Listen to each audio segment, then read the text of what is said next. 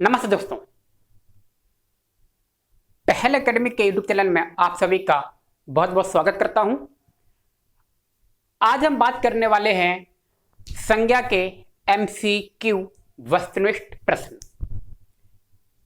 MCQ का मतलब होता है मल्टीपल चॉइस क्वेश्चन। ठीक है दोस्तों, इस वीडियो को देखने से पहले मैंने जो संज्ञा का थ्योरेटिकल बताया है, संज्ञा के बारे में सारा बताया हुआ है, पहले आप उस वीडियो को देखें, उसके बाद आप ऑब्जेक्टिव लगाएं, तभी आप कर पाएंगे।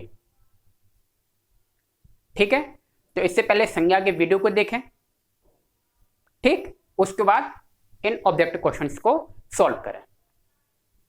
तो आइए हम देखते हैं। पहला क्वेश्चन क्या है? अर्थ के आधार पर, किसके आधार पर? अर्थ के आधार पर संज्ञा कितने प्रकार की होती है? ठीक है, option A 3, option B 4, option C 6, option D 5। तो अर्थ के आधार पर संज्ञा जो आपकी होती है ये 5 प्रकार की होती है, यानी कि option D is the right answer. ठीक, मैंने आपको बताया था उत्पत्ति के आधार पर संज्ञा 3 प्रकार की होती है। ठीक है, अर्थ के आधार पर 5 प्रकार की। अगला सवाल, कावेरी शब्द में कौन सी संज्ञा है? कावेरी शब्द में कौन सी संज्ञा है? तो ऑप्शन सुनिए, जातिवाचक, समूहवाचक, व्यक्तिवाचक या निजवाचक। ठीक, तो कावेरी में कौन सी है? जातिवाचक नहीं है, ठीक है, समूहवाचक भी नहीं है, निजवाचक भी नहीं है। तो कौन सा बचा? ऑप्शन सी, व्यक्तिवाचक। ठीक है, कावेरी एक नदी का नाम है। ठीक, नदी आपका जातिवाचक है, लेकिन नदी को आपने नाम दे दिया कावेरी, तो ये क्या बन गया? व्यक्तिवाचक बन गया। अगला है, स्त्रीत्व शब्द में कौन सी संज्ञा है? स्त्रीत्व व्यक्तिवाचक, जातिवाचक, भाववाचक या समूहवाचक? तो स्त्री ये जातिवाचक है और स्त्रीत्व फील करना है ना, तो ये क्या हो गया? भाववाचक संज्ञा, यानी कि स्त्रीत्व क्या है? भाववाचक संज्ञा है और स्त्री जातिवाचक संज्ञा है। ठीक, कौन सा शब्द व्यक्तिवाचक संज्ञा है? कौन सा शब्द व्यक्तिवाचक संज्ञा है? तो कुत्ता, देश, पर्वत, गंगा। तो देखिए, व्यक्तिवाचक का मतलब मैंने क्या बताया था? किसी का नाम। ठीक, तो नाम क्या है? गंगा। एक नदी है, नदी जातिवाचक है, लेकिन नदी को आपने नाम दे दिया गंगा, गंगा आ गया। ठीक, कुत्ता जाति है, देश जाति है, पर्वत भी क्या है? जाति है। ठीक, अगला नंबर 5, कौन सा शब्द जातिवाचक संज्ञा है? अब हमें जातिवाचक बताना है। यमुना, दिल्ली, अमेरिका, शहर। तो देखिए, यमुना क्या है? एक नदी का नाम है, दिल्ली शहर का नाम है, अमेरिका देश का नाम है। लेकिन शहर में विश्व के सभी शहर क्या हो गए? शामिल हो गए। तो शहर क्या है? एक जाति है, ठीक, जो कि शहरों की जाति को दिखाता है। जैसे ही शहर को आपने नाम दे दिया दिल्ली, क्या बन जाएगा? ये व्यक्तिवाचक।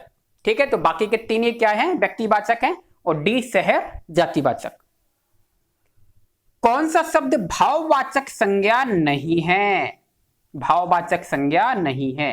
ध्यान रखना, नहीं वाले जो आते हैं इनको थोड़ा केयरफुली पढ़ा करो, नहीं वाले डिस्टर्ब कर देते हैं। हम भाववाचक संज्ञा तो हम पढ़ लेते हैं, नहीं भूल जाते हैं और फिर कंफ्यूजन पैदा हो जाता है। ठीक है, तो क्या कह रहा है? भाववाचक संज्ञा नहीं है।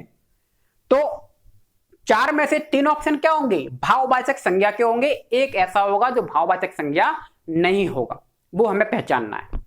तो देखिए, चोरी, अच्छा, उतराई, लड़ाई।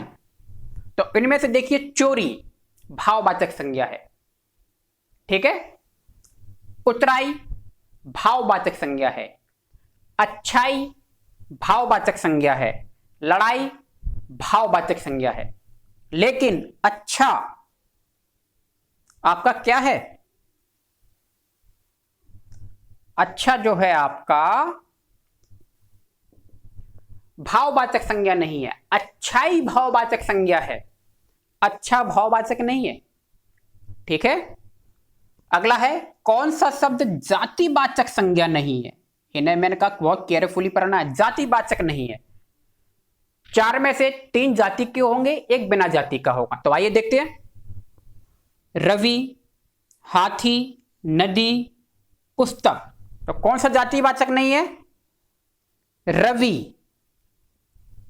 रवि क्या है? किसी का नाम होता है, और ये क्या है? व्यक्तिवाचक है। ठीक है, बाकी हाथी में सारे हाथी शामिल हो गए, नदी में सारी नदियां शामिल हो गई, पुस्तक में सारी पुस्तक शामिल हो गई। नेक्स्ट, भाववाचक संज्ञा है गाय, विवेक, प्रेम, सेना। तो प्रेम, प्रेम क्या है? भाववाचक संज्ञा है। ठीक है, प्रेम क्या क्या फील किया जाता है। सेना समूहवाचक है, विवेक व्यक्तिवाचक है, और गाय जातिवाचक है। अगला चलते हैं, बहुत ध्यान से पढ़ेंगे। किस विकल्प में सभी शब्द भाववाचक संज्ञा के हैं? यानी कि 4 विकल्प हैं और पूछ रहा है सभी शब्द, ऐसा कौन सा विकल्प है जिसमें सभी शब्द क्या हैं? भाववाचक संज्ञा के हैं। तो अब हमें विकल्प बड़े ध्यान से पढ़ने होंगे। ठीक है, तो देखिए पहला क्या है? अमीर, गरीब, मिठास, परिवार।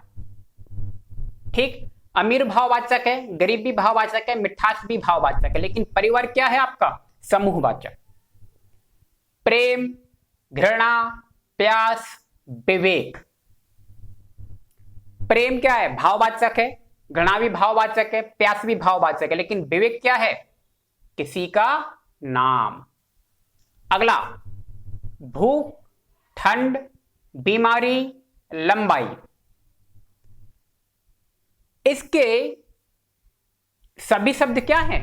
भाववाचक संज्ञा के हैं। सभी शब्द कैसे हैं? इसके भाववाचक संज्ञा के हैं। ठीक है, भूख हम फील करते हैं, ठंडी भी फील करते हैं, बीमारी भी फील की जाती है, और लंबाई, लंबाई को हम क्या करते हैं? फील करते हैं। ठीक है, डी ऑप्शन क्या है? देश, दिल्ली, हिमालय, सोना। देश आपका जातिवाचक है, दिल्ली आपका व्यक्तिवाचक है, हिमालय व्यक्तिवाचक, और सोना ये द्रव्यवाचक है। सोना कौन सा है? द्रव्यवाचक। ठीक, तो इसका ऑप्शन सही क्या है? सी इसका सही आंसर है। ठीक, नंबर 10, किस विकल्प में सभी शब्द व्यक्तिवाचक संज्ञा के हैं? अभी हमने ऊपर क्या देखा था? भाववाचक, और नीचे बताने हैं कौन सा ऑप्शन ऐसा है जिसमें सभी शब्द क्या है? व्यक्तिवाचक है। तो ऑप्शन सुनते हैं, अनीता, पुस्तक, वकील, लोहा। ठीक है, लोहा आपका क्या हो गया? द्रव्यवाचक हो गया, तो ये वाला ऑप्शन नहीं होगा। झरना, गोवा, लंदन, नदी। नदी क्या हो गया आपका? जातिवाचक, ये भी ऑप्शन नहीं है। राम, रामचरितमानस, रामेश्वर। ठीक है, ये आपका क्या है? सभी व्यक्तिवाचक है। राम किसी का नाम होता है, रामचरितमानस पुस्तक के अंतर्गत आती है, रामेश्वर शहर के अंतर्गत आता है। ठीक है, और डी ऑप्शन क्या दे रहा है? दुख, रमेश, चांदी, शहर, और शहर क्या है आपका? जातिवाचक होता है। तो ऑप्शन सी इसका सही आंसर है, राम, रामचरितमानस और रामेश्वर। अगला है, बुढ़ापा दुखों का घर है। वाक्य में रेखांकित शब्द, जिसके नीचे क्या लगी है? अंडरलाइन लगी है।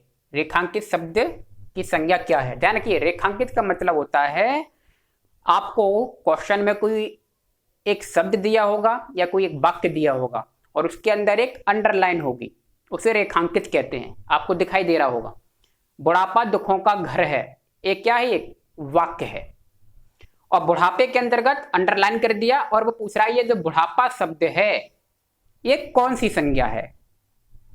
तो बुढ़ापा क्या करते हैं हम? फील किया जाता है, और ये भाववाचक संज्ञा होगी। फील करना क्या है? भाववाचक संज्ञा। तो ऑप्शन डी इसका क्या है? सही आंसर है। ठीक है।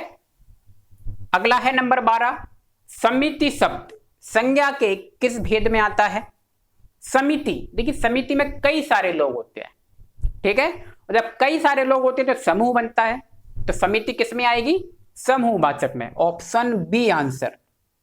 ठीक, ऑप्शन बी समूहवाचक। लकड़ी किस प्रकार की संज्ञा है? तो देखिए लकड़ी क्या है? पदार्थ है। सोना, चांदी, लकड़ी, प्लास्टिक, ठीक है, हवा, ऑक्सीजन, इस सब के सब क्या है?